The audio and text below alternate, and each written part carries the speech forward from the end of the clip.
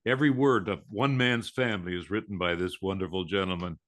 Trying to think of his name offhand, Walter something, but I would spend years alone just researching One Man's Family. Of course, he did it for us. So that was another lucky break, I'd say.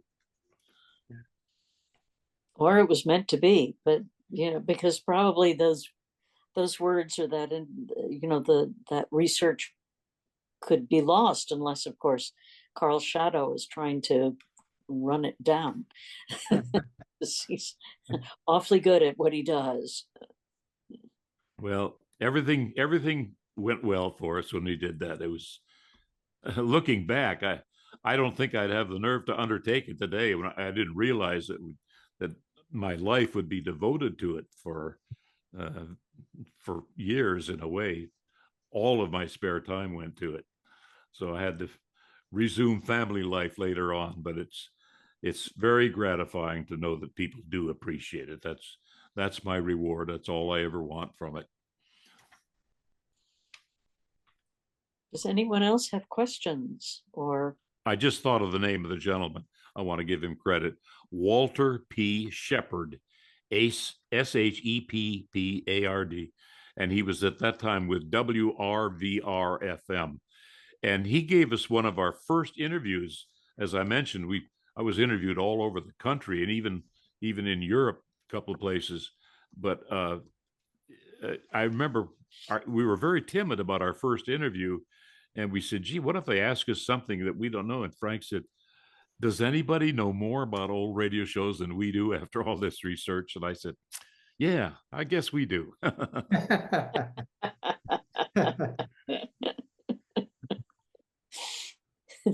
The sound effects men, I often wanted to pay tribute to them because they were the forgotten people of old radio. They're so important. And I learned from one of the sound effects men. For example, he talked about footsteps. There's not just footsteps. There's footsteps that are sneaking up on someone. There's a fast walk, an excited walk, or there's a loping. All those things came into play, and they were so good and so talented. The radio wouldn't have been the same at all, either without organ music or without the sound effects people. They were critical, and you don't really think about them. You just take the sound effects pretty much for granted, but they had some wonderful ones. Rosa Rio was one of the famous of the female sound effects persons. And they used to play gags. People like Rosa Rio, she was kind of a wag, and they would do things like light the fire of an announcer's script while he's reading it on the air. And I have mixed feelings about that. It's funny to look back, but I wouldn't want it done to me. And here's another anecdote. Things just pop into my mind.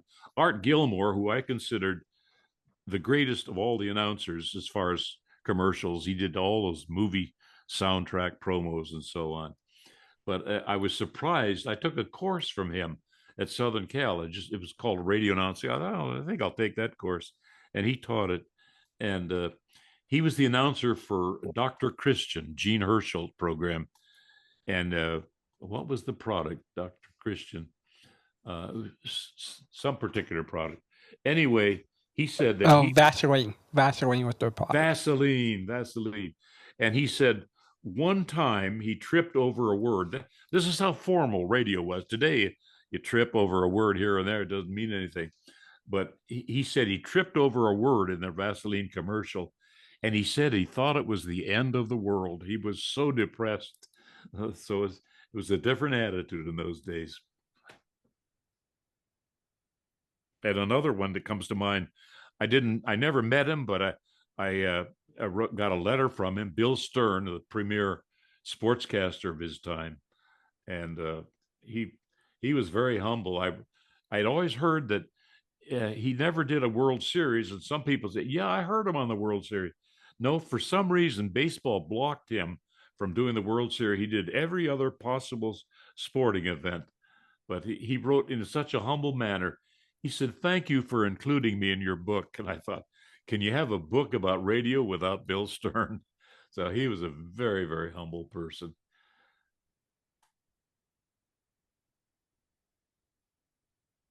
You guys are just so wonderful. I'm so appreciative of your questions and thoughts and so on. So did you ever encounter someone who was not welcoming and sort of open to chatting with you about the old days? Someone who was not open? Right. No, Somebody who no. was sort I've racked sort of- my brain, and I don't think anyone was aloof about it or not respectful. At worst, they would say, "I just can't remember." But everybody, they did their best to contribute. So thousands of people, literally, I owe for all this work, and put my name on it. Oh, this has nothing to do with what we're talking about, but it's radio. There were two Beulahs in radio. Who were the two Beulahs? Marlon Hurt.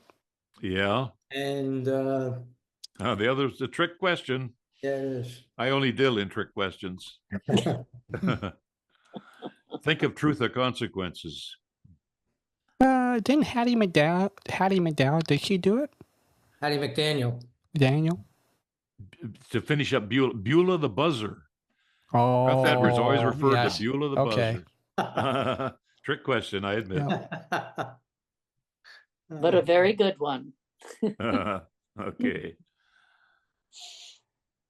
Well, I'm honored to answer your questions, and what I don't know, I just make it up. No, I'm just kidding. With this crowd, they might call you on it, so be careful. I've heard this story about Little Orphan Annie many times. Some of you may remember me talking about it, but I was a huge fan of Little Orphan Annie in the comics. And first of all, a lot of people miss the point of Little Orphan Annie. It was conservative politically, and it was propagandizing conservative philosophy, Harold Gray. But it was such a wonderful adventure strip that nobody paid. But it was showing that wealth is not evil, for example, Daddy Warbucks and so on. So he's trying to make a point. But anyway, Little Orphan Annie would come on every afternoon, sponsored by, Ovaltine. Yeah, Ovaltine. And Pierre Andre, Pierre, I always get Andre Baruch and Pierre Andre confused. Pierre Andre came out of Chicago with the Little Orphan Annie, and he used to have these code cards, and you had to have the code card in a decoder in order to decode his messages. They were really important messages, like spies are attacking Washington or something like that. And he would say F, Q, R, S, L, and go on all these letters. And my two brothers and I, we always felt left out because we didn't have a decoder. So I said, let's get one. So I asked my dad, I got a couple of Ovaltine labels and a dime. And I didn't have the dime. I asked Dad. He's, oh, that's just junk. You don't need to do that. Oh, please, Dad, have a dime. So finally, he gave me the dime. And I got the Ovaltine labels and sent it in. And we waited the traditional 6 weeks. And here one day, the program is just about to come on the air. And sure enough, here comes the mailman up the street. And we run out to greet him. And he hands me an envelope with Little Orphan Annie's picture in the upper left. Oh my gosh, we got the coding. We zipped it, ripped it open, and took out the card and went running into the radio.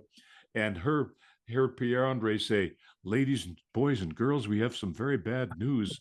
A gang of international spies has intercepted our code, and you'll need to get a new code card. So ask your parents for a dime and we tore the card up, and we're so heartbroken. That memory stands out like a beacon to me.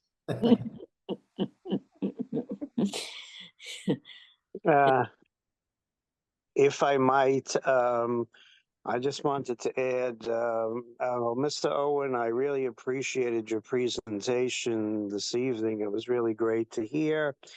You had said something just before that brought back so many memories to me, and that was a radio station, WRVR, because having grown up in New York, when I was a kid, they used to rebroadcast these old-time radio shows. Oh, I remember that. Yes, and my father had me sit down and listen to them with him, and that's how I really got into the whole hobby of old-time radio. So yeah, that was really up at the brought back Riverside Church. Yes, that's correct. And somebody just brought up something, and I didn't get a chance to respond because I was on mute. I didn't realize it. About the advertising jingles having disappeared because having worked a bit in that industry, and the same thing can be said for modern television and why you don't really hear too many theme musics to these new shows that are coming on, except for a few beats, is due to the fact that the musicians union over the years has gotten much stronger as a union. And as a result of that, a lot of these companies have had to pay, or were paying more to the composers who put together these advertising jingles and these television themes. And it was just adding, I mean, it was just taking away from the profits of some of these companies to such an extent that they really decided that they didn't really need the music, even though jingles helped to sell products. And as we saw here tonight, everybody remembers them. I think that's think a it had really good more to point. do with the profit line. Yeah. That's an excellent point. I'm glad you brought that up, and I'm sure that's the explanation for it. It's Yeah. kind of sad. Thank in a you way. very much. I really appreciate you letting me know that. I got I'm one more aware. parting thought. I think I'm the only person on the planet that remembers the theme song for a radio adventure program for children. It went like, it was sponsored by Skelly Oil. It went like this: da-dum, da-dum, da-da-da-dum, da-dum, da-dum, da-dum, da-da-da-dum. The Flying Adventures of Jimmy Allen. Roscoe Allen? Jimmy Allen.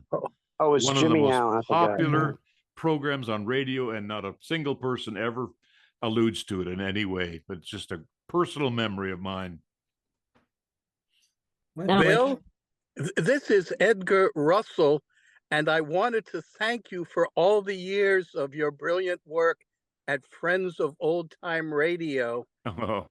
And you were brilliant in your work on the Mercury Theater production of Julius Caesar, directed by Arthur Anderson, and you were brilliant in your work on my soap opera farce, The Three Lives of Nurse Polly. And I may have missed this earlier, but is your book still available for sale?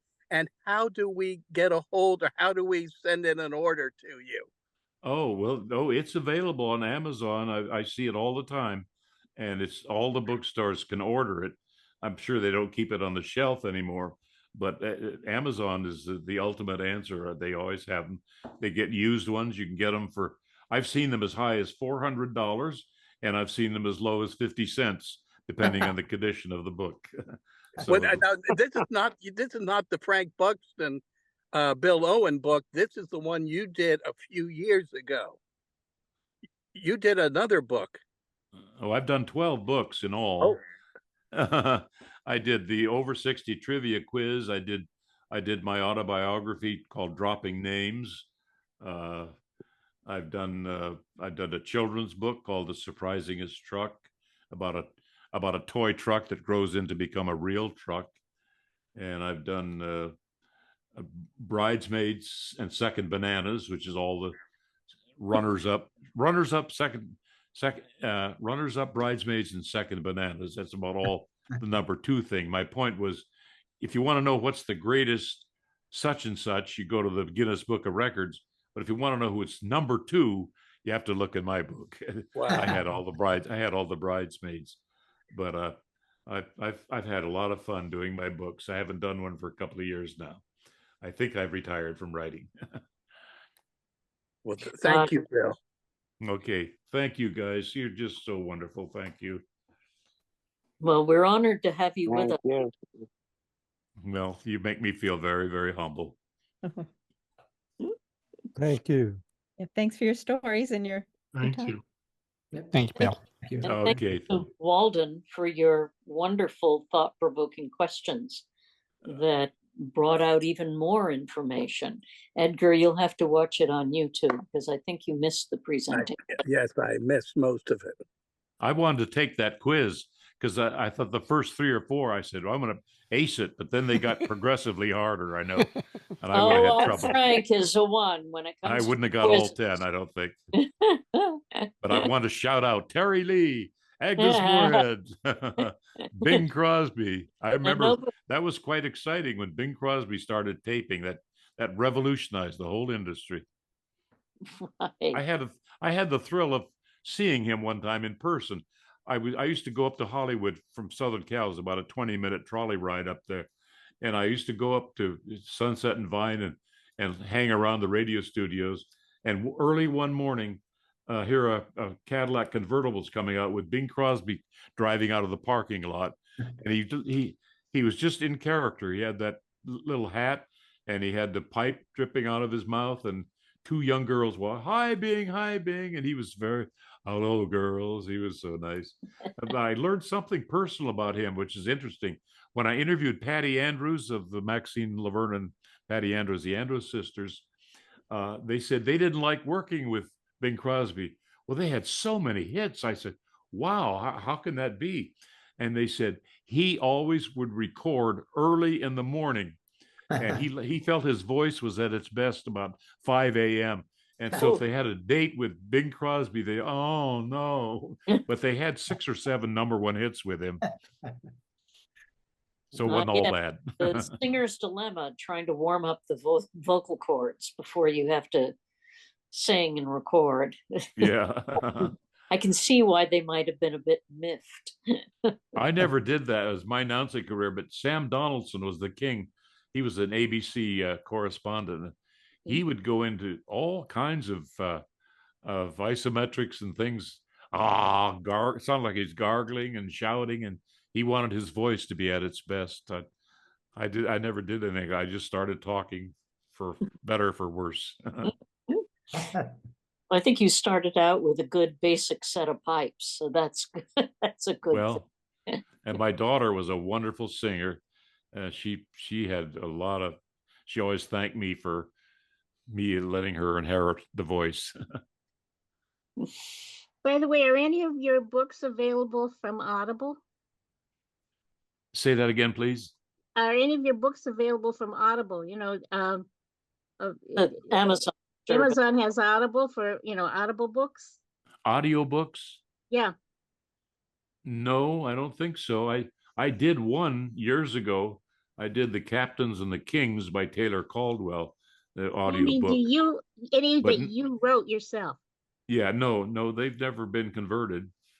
Oh, that's too bad. I was hoping you might. I'm blind, so I can't read the print books. That's why I asked. Oh yeah, that would be an interesting project. But good question. Thank you. I just thought since you deal directly with Amazon, you might consider that. Look into that. Because Amazon does Audible. I don't understand that. I'm sorry. Amazon is in charge of Audible books. There's a service. Audible.com is from Amazon. Oh, I'm not aware of that. No. Right. Yeah. Amazon has a recording service where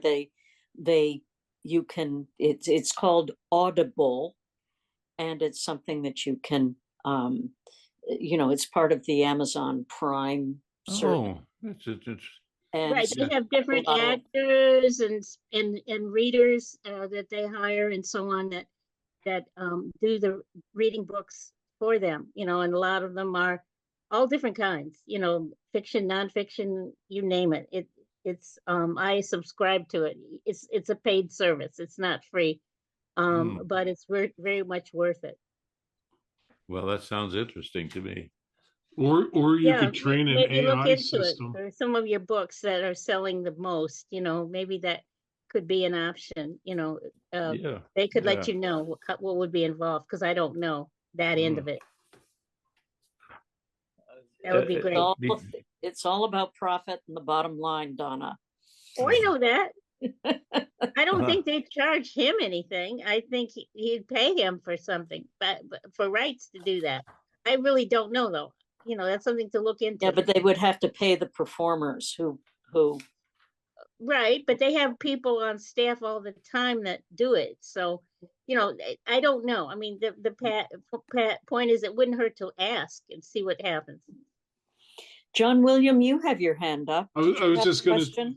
I was just going to suggest, if you didn't want to pay the performers, I'm sure there's an AI app on the web that will mimic your voice and just convert it for you. Oh my God, no, please. Don't do that. That's horrible.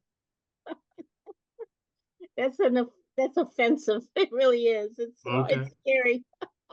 One of my favorite memories is Sunday night when the 1-2 punch, you'd hear Walter Winchell followed by the lady who used to say, "And now my first exclusive." Who was that? Luella. Yeah, Luella Parsons. Yeah. Ah, yes. Yeah, and you remember Jimmy Fiddler? He called your Hollywood reporter. And I do mean you, he would say. He got in a lot of trouble. He was barred from some of the movie studios for his harsh reviews. Oh, there's so many aspects to old time radio. You can go in any direction. And isn't it wonderful? When you would take a car trip in those days, the hours would go by so quickly listening to all these various programs. We took a teenage girl skiing up in Vermont one time, and I didn't know whether she'd be bored, but I was listening to an old radio broadcast, a mystery of some kind. And we got to our lodge, and it was time to end. The show wasn't over, and I was going to turn the radio off. And she said, "Oh, Mr. Owen, leave that on. I want to hear the end, how it turns out." So I was delighted that a teenager would pick up on something like that. But I actually feel sorry for the younger generation in a way, because they miss something just invaluable, something that is never going to be replaced. Television it comes in second as far as I'm concerned compared to old radio. Well, and there are younger people who are getting interested. I have a couple of cousins who, I think at the age of 9 or 10, discovered our local big broadcast show, and which airs from 7 to 11 on Sunday evenings. And they were so into it, these kids, that the family had to plan their Sunday around being home in time to listen to this broadcast. Oh, I used to entertain kids who would have, when my kids were small, they have slumber parties, and I would play some of the old shows like Suspense or Inner Sanctum or Lights Out, and they would turn out the lights and they'd be shrieking. They just thought it was great. Lights Out reminds me that I was not allowed to hear that because my parents thought it would give me nightmares, but I used to cheat. I'd get up and my two brothers older brother were listening to it, and I'd have the door cracked and I'd have my ear in there and listen to all the screaming and crunching and all the horrible sound effects. So I never did. Don't tell my folks, but I did cheat on that. That's really wonderful. Oh, goodness. Anybody have any other questions, curiosities? Any raised hands? No.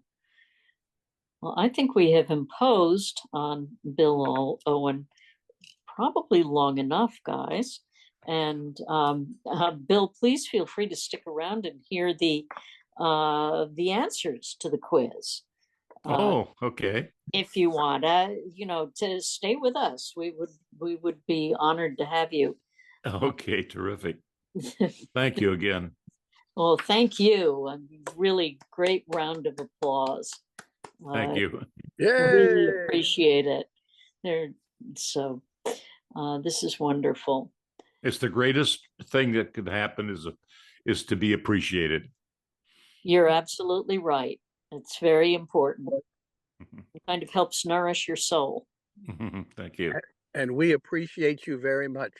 Well, I detected that. Thank you. It's wonderful. So now the substitute teacher is going to come in and ask us, tell us what the answers are and give us a little bit of an idea of how we did. So let me end the poll and we will get the results. So end poll and share the results. Okay. Oh, okay. Thank you. Thank you so much. And yes, let's see how everyone did. And for question one, it's looking great. This singer and performer wanted to have more time off, so he convinced ABC to let him record his shows on tape for airing, a first in the industry.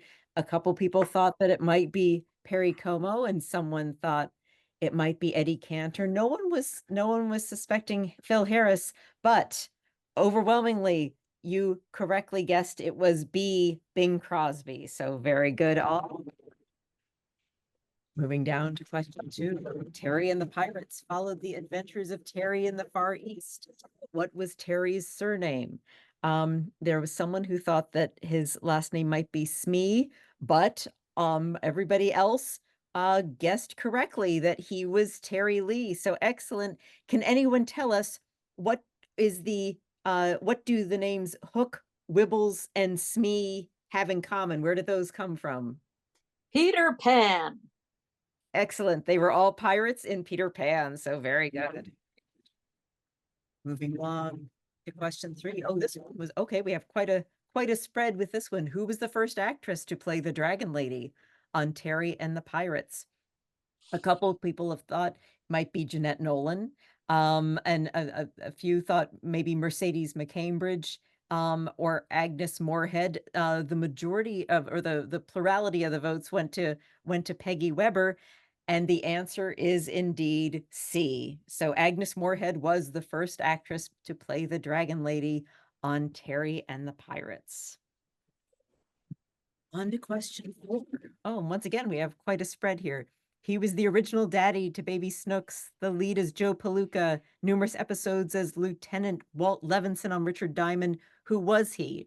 Now, Arthur Q. Bryan got a vote, and kind of an even split sort of among Alan Reed, House Jameson, and Hanley Stafford. And the answer is Alan Reed was the original daddy to Baby Snooks. The lead is Joe Palooka, and if I'm not mistaken, also the voice of Fred Flintstone, I think.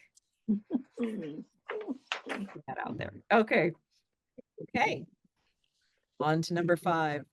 Okay. Joe Friday lived with his mother at what street address?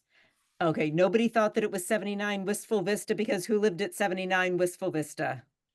Fibber McGee and Folly. Excellent. Nobody thought it was 221 B Baker Street, the address of?